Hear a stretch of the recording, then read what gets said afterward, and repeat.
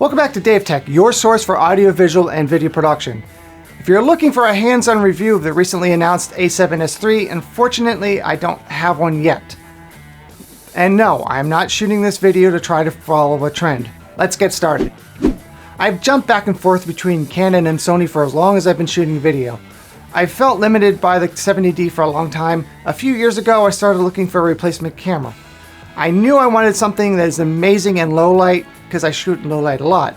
I found the Sony a7S II, but it was already several years old, so I started waiting. This is not a review of all the specs though. There's plenty of videos that do that. I'm going to go over the specs and features that I'm looking forward to using and that will improve my videos significantly. This is not in a specific order. So 4K, that isn't my GoPro. Currently, if I want to shoot 4K, I can shoot it on my GoPro or my phone. Neither of these are really ideal because both have really small sensors. Of course, when I say 4K, I really mean UHD.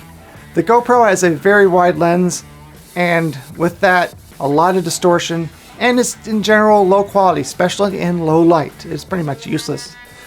The iPhone is better, but it's kind of a hassle to transfer files. When I shoot videos like this one, I'll be able to crop in without nearly as much loss of detail. I can also shoot a video with two people and have a virtual camera through cropping.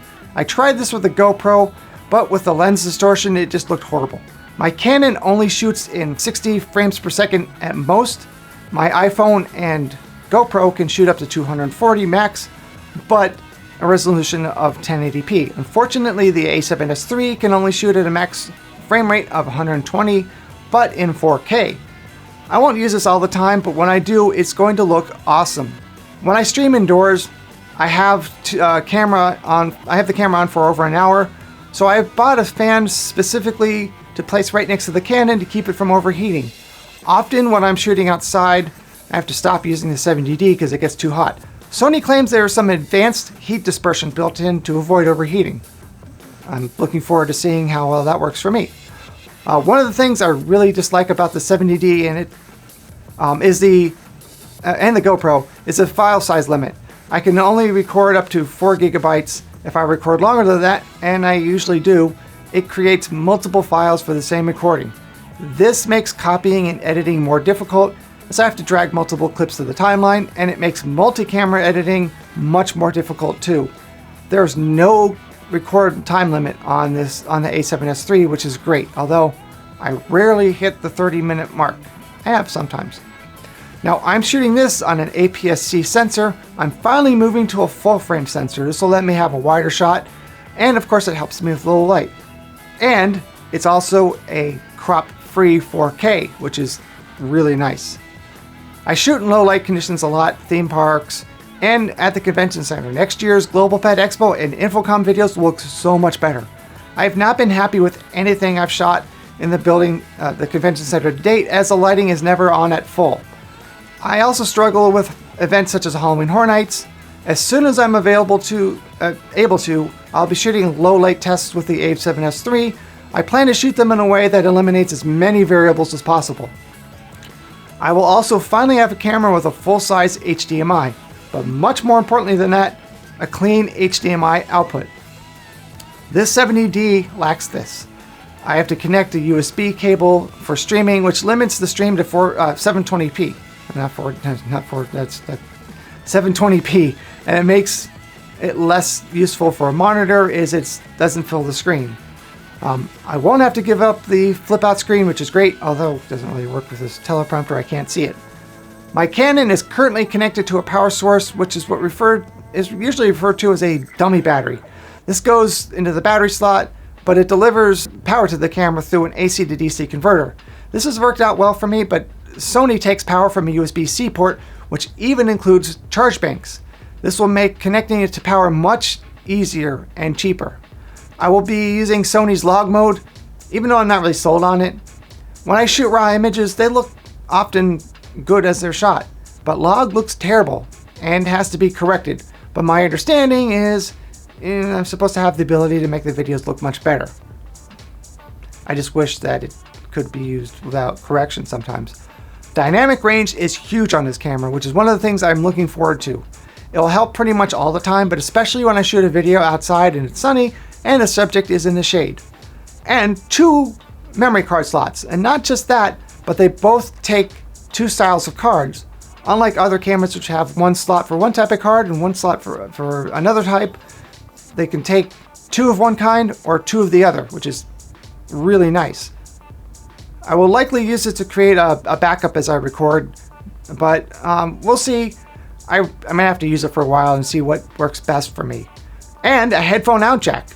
This seems simple, but my Canon doesn't have one. Not that Canon doesn't make a camera with one, it just mine doesn't.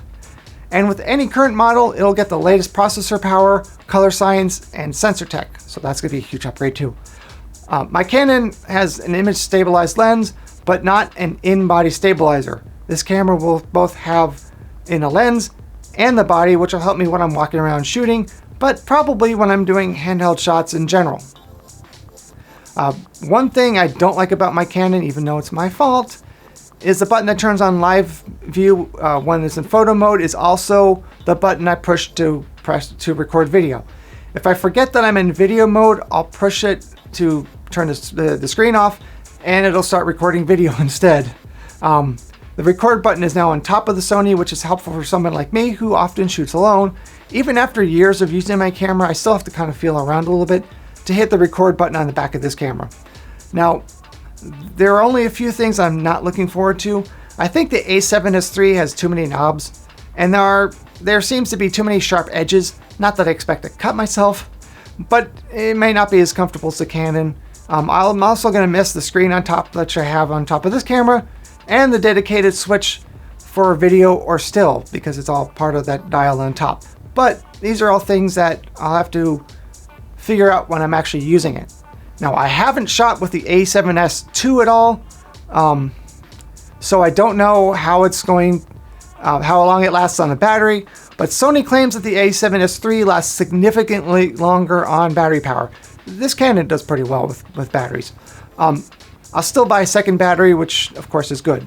I'm not getting rid of my Canon though. I'll use it as an overhead camera mostly for videos when I do demonstrations and a few other uses. But at this point, it's kind of pointless to sell it because it's about 7 years old, and I kind of broke the USB and micro HDMI ports that let me disconnect. They disconnect when I bump them. I was tethering and I tripped over the cable. Good job. Definitely buy a jerk stopper. I bought it, but it was too late. So I've already purchased a lens, which may be silly since I won't have the camera body until next month.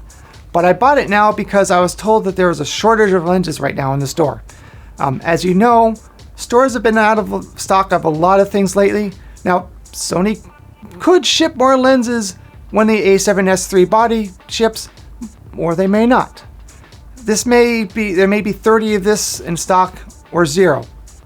But I figured there's one thing I can predict, and that is if I buy the lens now, when there's only one in stock, it won't matter if they're in stock when I finally buy the body, because I'll already have the lens. Smart move or not, that's what I chose. So here's the part where you might expect me to say, if you plan to pre-order this camera, please use my link. But I only have an Amazon affiliate link. I mean, if you want to purchase it there, I'll put the links below. Personally, I'd purchase it from B&H or Best Buy. I may buy one from Best Buy because I hate waiting for things in the mail, and this is an expensive thing to have arrive in the mail. I don't worry but I do worry if I don't pre-order it that it may be back ordered when it finally arrives. If you live near New York City, I'd say buy it and pick it up at B&H. I live in Orlando, kind of a long drive. If you have an actual camera store near you, I'll remember those.